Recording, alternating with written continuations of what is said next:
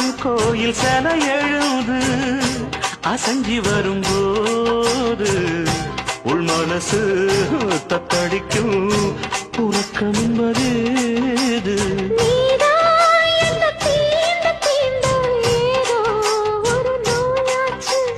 நான் தான் உன்னை சீண்டி சீண்டி பார்த்து ரொம்ப நாளாச்சு. கொஞ்சம் இடம் கொடுத்த பச்சை கொடி பிடிச்சா எத்தனையோ வித்தைகளை இப்பவே நீ காட்டிடுவே.